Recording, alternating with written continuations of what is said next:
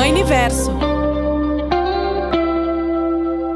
Será que eu sou uma mãe boa o suficiente? Essa pergunta assombra a cabeça de muitas mulheres e é por isso que a gente está aqui no Mãe-Universo, o podcast que acompanha a jornada de mães possíveis, da mãe possível e uma mãe super possível que nos ajuda a encarar, né, esse peso dessa culpa com leveza, com carinho e com muitas lágrimas, porque Thaís Vilarinho é escritora, eu acompanho ela há muito tempo no Instagram também, é mãe do Matheus e do Tomás e ela arranca, olha, risadas, suspiros, lágrimas quando o assunto é maternidade. Gente, a Thaís Vilarinho escreveu um dos grandes sucessos aí da nossa literatura, que é o Mãe Fora da Caixa, que virou peça de teatro.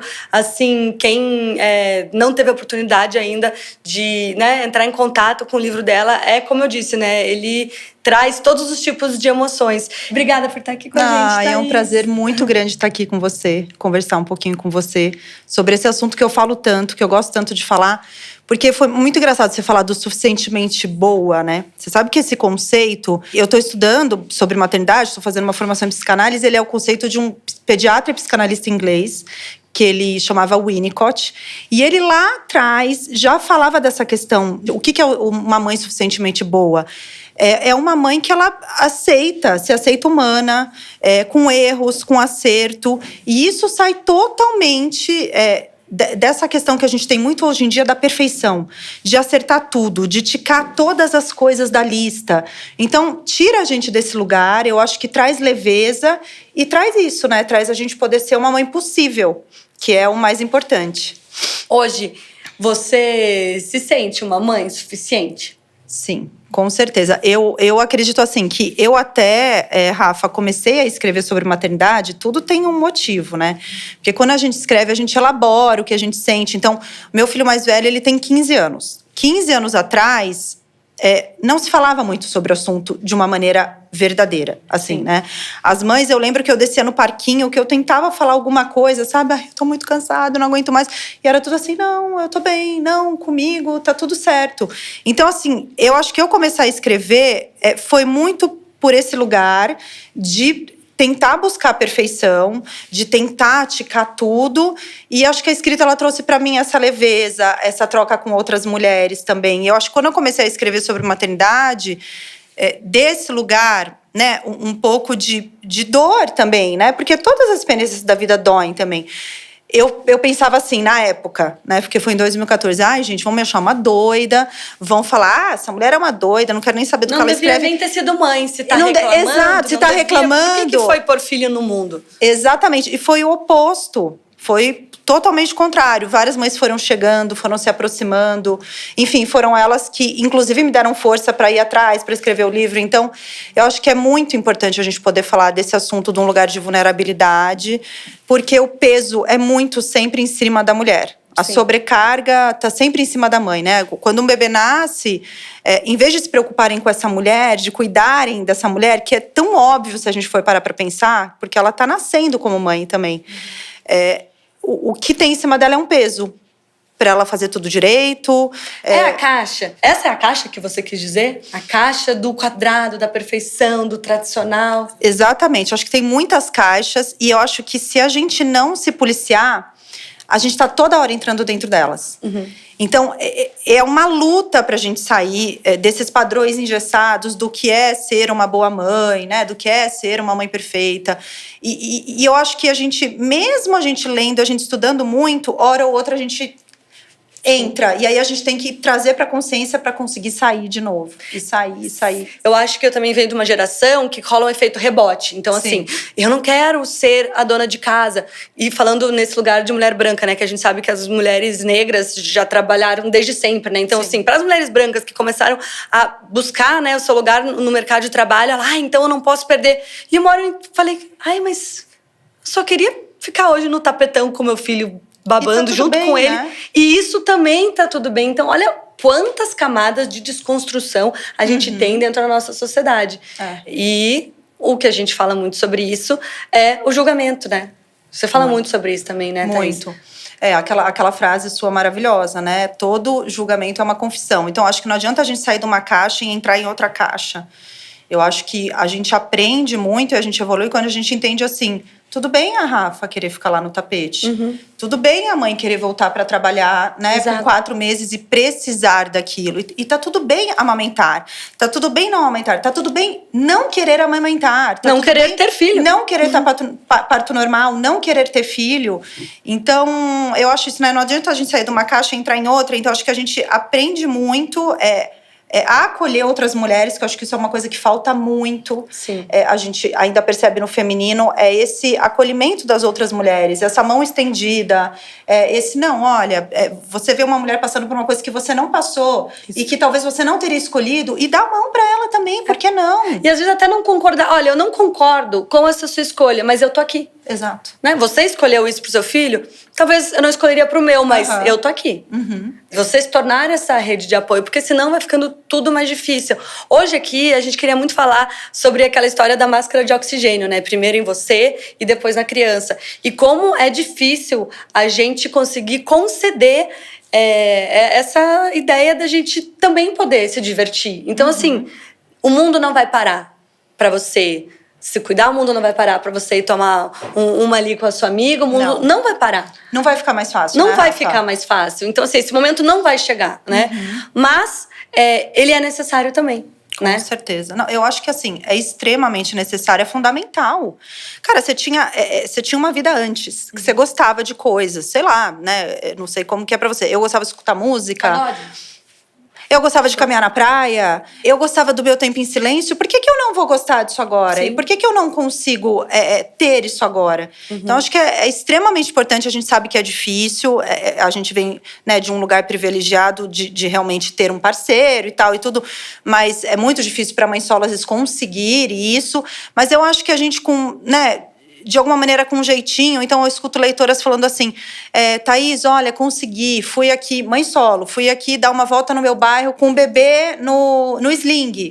Ela foi respirar, ela foi escutando uma música, ela estava ali com o bebê, mas o bebê estava quietinho. Então, acho que se a gente entende a importância, né, de que pra gente ser uma boa mãe, a gente precisa ser preenchida da gente. Ser um ser humano, né? Porque você infeliz, você não consegue, nem no seu lado profissional, nem no seu relacionamento, a gente não consegue. Então, até pouco tempo, eu juro, eu saía e as pessoas me perguntavam, pô, mas cadê o seu filho? Eu falava, bom, aqui no bloco de carnaval você viu que ele não tá, né?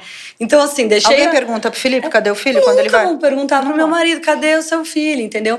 E eu acho que essas coisas vêm mudando muito devagar, muito, né, em bolhas também, mas aos poucos você começa a perceber, né? Numa saída de uma creche, numa saída de escola, desses parceiros também participando de uma maneira mais ativa. Porque é isso, a gente não vai conseguir ter esse tempo pra gente, se não tiver uma rede de apoio. Eu falei que eu acho que a palavra desse podcast, né, do Mãe Universo, é rede de apoio, porque sem rede de apoio, a gente fica imóvel. Fica. Né? Fica. E não só assim, procure sua rede de apoio. Não, quem está ouvindo, você é essa rede de apoio de alguém? De alguém. Porque a gente sempre fala, eu preciso de uma rede de apoio, eu tô precisando. Mas o que eu tô fazendo pela outra? Mas você é a rede de apoio de alguém, né? Então, assim, seja essa rede de apoio, né? Pra você também poder dar esse exemplo, né? Com certeza. Eu acho que para quem tem um parceiro ou uma parceira, eu acho que muda muito quando a gente entende que a gente tem uma questão, essa questão do machismo, né? Ele afetou muito nós mulheres e afetou os caras no sentido do cuidado, né? De alguma maneira, os homens são analfabetos nessa questão do cuidado. Então, eu acho que quando a gente se abre e sai desse lugar, porque a gente tem que falar da realidade, né, do nosso país, acho que a maioria das mulheres ainda está um pouco nesse lugar do tomar conta desse cuidado, né? Então, se ele faz, tira sarro do que o cara fez e tal. Se a gente sai desse lugar e, de alguma maneira... eu sei que tem caras que não querem, tá? Existem esses caras que não querem mesmo tudo. Mas os caras que, de alguma maneira, estão interessados, né? Sim. Você trazer eles para perto, eu acho que é a melhor forma que você encontra de conseguir ir tranquila. Porque se tá com o pai ali, que você tá tranquila, né? Se ele tá fazendo do jeito dele, porque é aquilo. Se ele tá fazendo do seu jeito, ele tá te ajudando. Ele fazendo do jeito dele, dando conta do jeito dele, eu acho tão importante. Não, e sogras, e sogros, e madrinhas. A gente todo mundo precisa também relaxar no delegar. Porque também, assim, você querer uma rede de apoio, e aí você querer que ela esteja final de semana na casa de alguém e que faça exatamente a sua rotina, aí também fica difícil. Você fala, amiga, eu recebo o seu filho, mas assim, aqui é isso, talvez eu dê um pouquinho de tela, talvez ele coma uma coisinha mais, um chocolate no meio da tarde, e essa é a minha vida. Mas, e aí se a gente tá disposta a flexibilizar, talvez segunda-feira acabou tudo, voltou pro seu esquema, você faz do jeito que você quer, né? Mas as pessoas são diferentes. Não, e é tão importante, né? Essa relação com os avós. Então, eu falo que a minha avó, a minha mãe é a avó do leite condensado. Então, assim, hora ou outra ela dava um pouquinho pra ele. E assim, tá tudo bem. Às vezes, né? A rotina ali do dia a dia não tem, mas às vezes, qual que é o problema? Então, acho que você trazer essa coisa dos avós pra perto, pra eles, é aquilo. É preciso de uma aldeia pra criar uma criança. Sim. Então, eu acho essa frase de tribos africanas, ela é tão verdadeira. Eu também uso de um subterfúgio muito interessante, que é assim, não é uma mentira, tá? Mas você cria uma situação. Como, gente? Anotem aí. Por exemplo, então, eu sou uma pessoa que eu não gosto de colocar o meu filho pra dormir, porque eu fico ansiosa no escuro contando história e me irrita. Então... e no começo, lógico, ele veio de uma criança que saiu do peito e tal, ele tinha essa necessidade mais de dormir comigo. Aí uma vez o Felipe fez dormir, ele só dorme com você. Aí eu soltei essa, entendeu? Na casa. Você percebeu que ele só gosta de dormir com você? Aí eu comecei, você viu? Nossa, ele tá esperando o papai. Ele só quer dormir com o papai, ele gosta de dormir com o papai. O papai chegou... Gente, foi uma coisa que eu comecei a criar e daqui a pouco ele chama o pai pra dormir, porque também é isso. Se eu falo, mas é que ninguém consegue fazer meu filho dormir.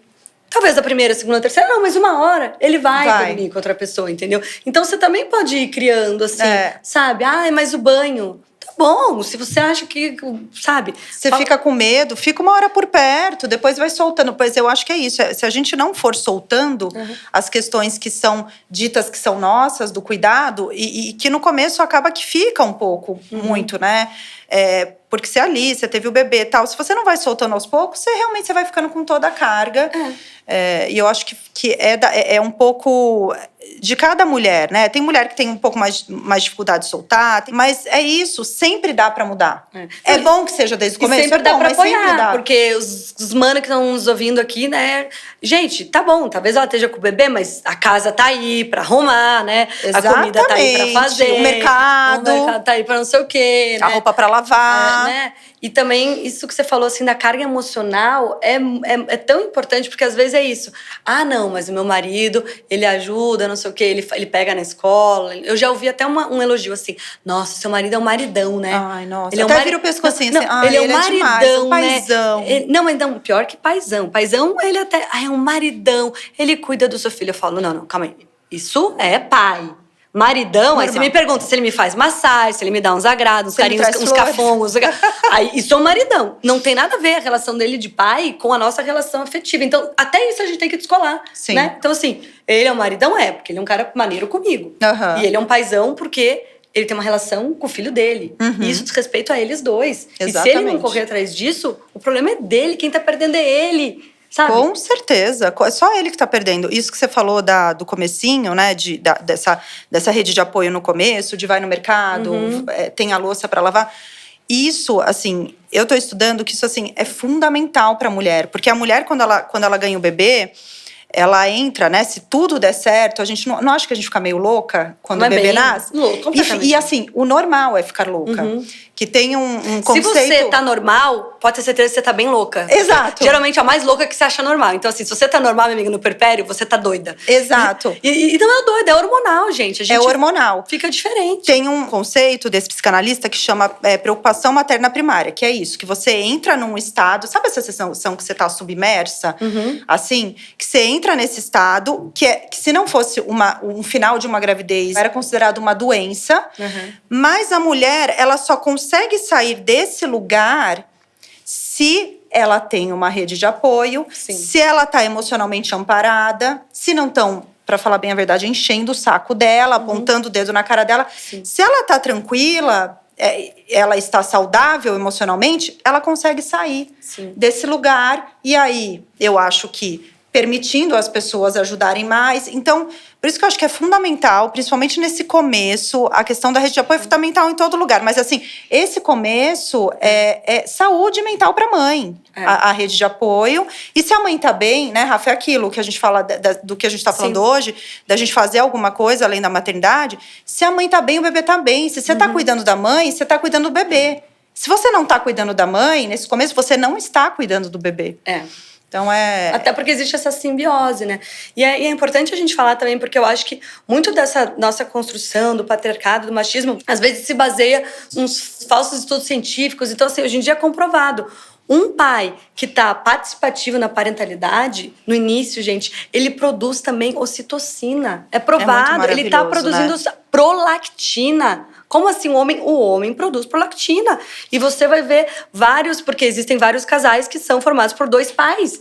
E esses pais estão ali, estão produzindo a ocitocina, a prolactina. E também eu já acolhi amigos meus que ele falava assim, meu amigo, eu olho pro meu filho, eu só choro, mas eu não posso chorar, porque quando eu choro, a minha mulher fica brava comigo, porque, que você tá chorando? Eu tô com a barriga aberta, eu tô com o peito rachado e você tá chorando. Para de chorar! Para de chorar! Então, daqui a pouco isso, tipo, sabe, sua parceira tá chorando, abraça ela e fala, ai, amor, eu também não sei o que fazer, me dá um abraço e vamos junto que a gente vai aprender juntos. Eu acho que se ele tá chorando, ele entrou mesmo, de fato. E não é fato. aquele assim, ai, você é boa mãe, você vai conseguir. Amor, eu também não sei. Eu também não sei. Eu também não sei. Eu não tenho, por exemplo, eu não tenho nem o peito pra dar, mas a gente tá junto. A gente vai errar e vai acertar juntos nisso aqui, entendeu? Você sabe, você tá falando super interessante, porque a peça Mãe Fora da Caixa, quem idealizou tudo foi um homem que é casado com outro homem, que é o Pablo Sanabio, e que eles adotaram a Manu.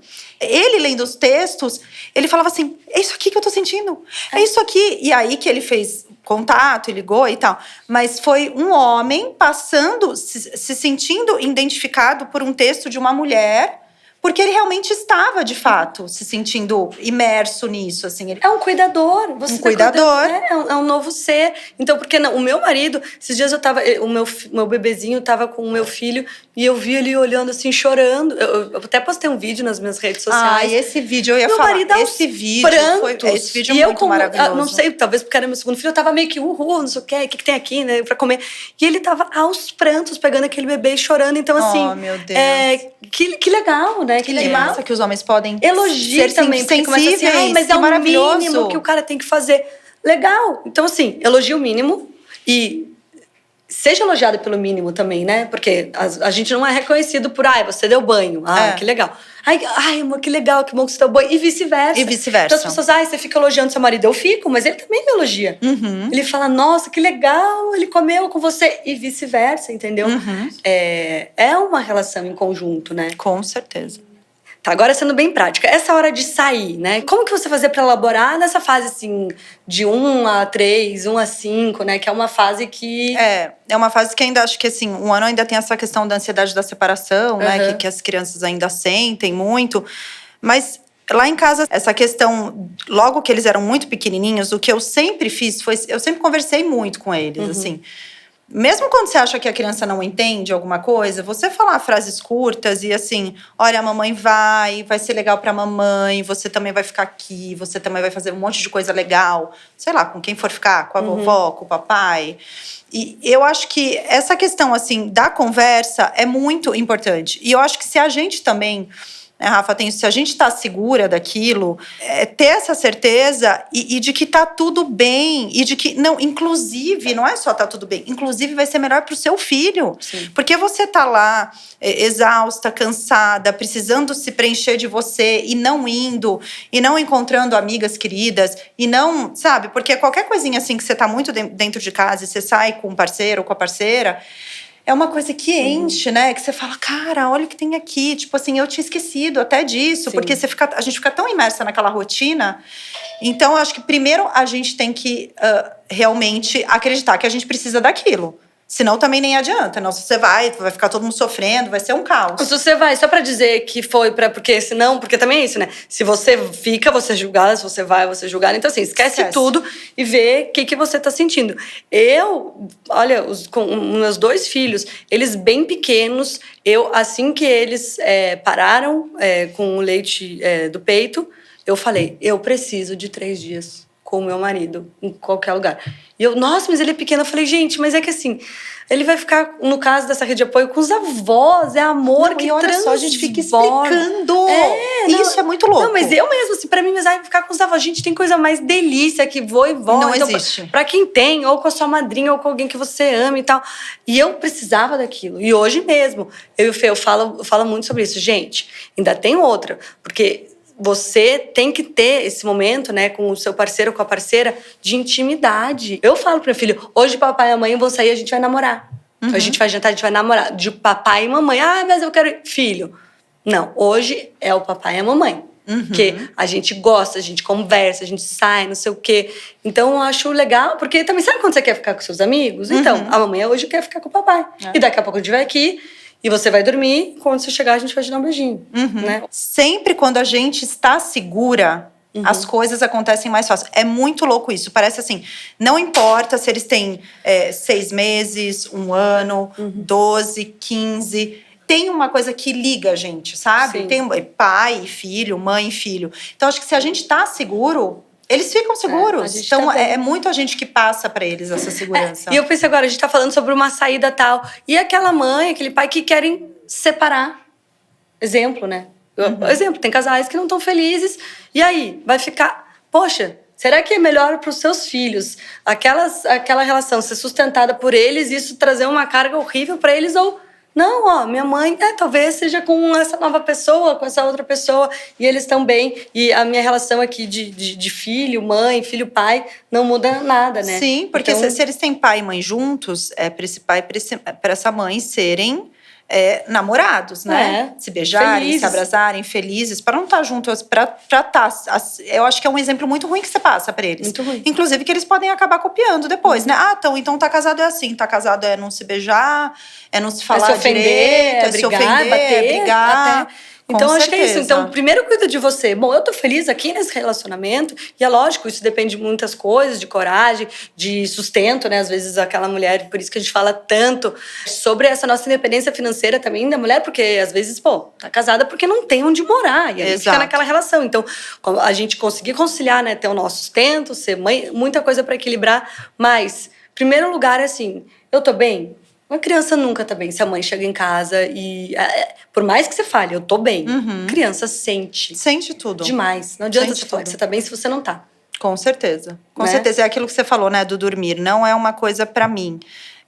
Então, de alguma maneira... E eu sinto isso. Quando não é uma coisa pra mim, inclusive essa coisa do fazer dormir, do ficar ninando, do ficar na quarta aquele tempão, era uma coisa angustiante pra mim. A criança sente, também acaba não dormindo. Aí não dá, porque ela tá angustiada, você tá angustiada. Exato. Né? Com certeza. E qual a dica que você dá, assim, prática mesmo, pra essa mãe lembrar dela, entendeu? Sabe, tipo, tomar água, que é necessário, mas às vezes você esquece. Como que faz pra gente estar ali? Eu acho que, assim, você colocar na agenda as coisas que você faz, né? Pelos filhos, pela casa, pelo seu trabalho... Você grifa as coisas, né? O trabalho de uma cor, a casa de outra cor, os filhos de outra cor e você de outra cor. Se você faz isso, você vê que você nunca está. Tipo assim, a agenda tá toda colorida de todas as cores, mas a sua cor nunca tá. Sim. Então, acho que isso é um lugar que você tem que tomar atenção. Pô, eu não tô em lugar nenhum? Como que eu não tô em lugar nenhum? Então, eu vou me colocar, assim. E eu sinto na minha vida que, às vezes, é um quebra-cabeça. Por exemplo, eu tenho uma amiga que eu amo, aquela ali do meu bairro, que a gente sempre sai.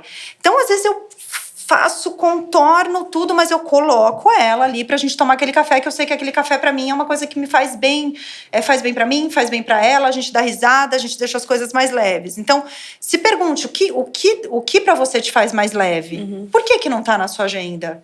Né? Porque às vezes, Rafa, é uma coisa assim, são coisas tão pequenas, né? Hoje em dia se escuta muito falar em autocuidado e que é super importante, mas as pessoas acham que autocuidado é uma coisa gigantesca, assim, sabe? Sim. Que você vai precisar ir para Nova York, né? Pra você ter um autocuidado. Não, às vezes é um banho que você toma ali com intenção.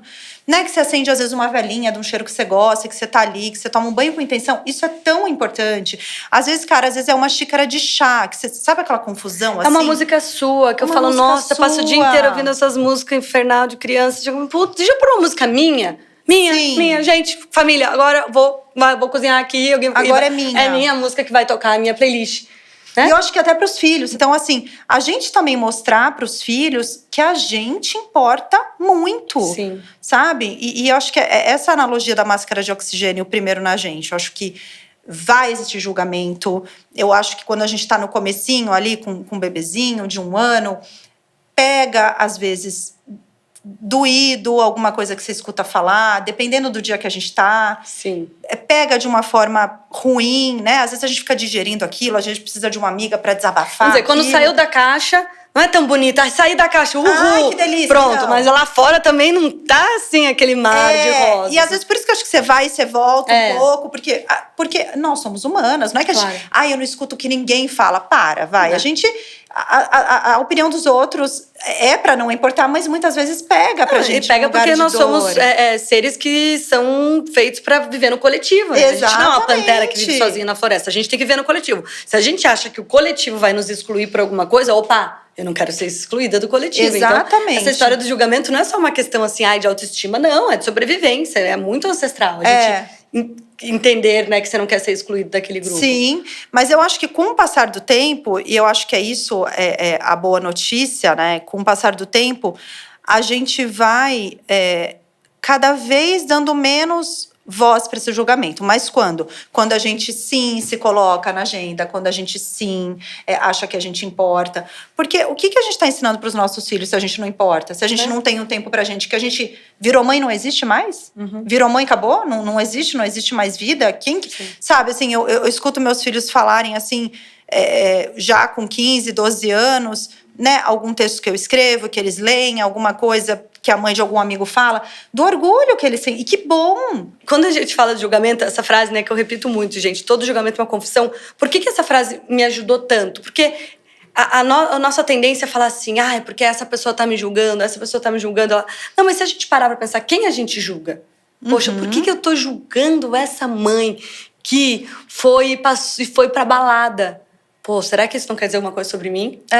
Quando eu fui entendendo que os meus julgamentos diziam mais sobre mim, né? Pô, isso tem que trabalhar em mim. Quando as pessoas também ficam me enchendo de julgamento, eu penso, poxa, isso tá ressoando nela de uma forma que não tá legal. Exato. Que é a questão da autorresponsabilidade, né? De você olhar pra dentro. Se aquilo tá te incomodando, tem alguma coisa em você.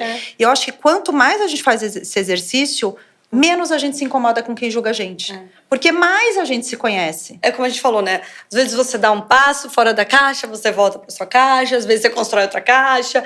E eu queria que você desse, assim, uma dica mesmo para as pessoas que estão aqui. Então, nesse momento, assim, poxa, tá, entendi, eu quero muito, Thaís, eu quero muito ter esse tempo pra mim. O que eu poderia fazer para dar esse primeiro passo?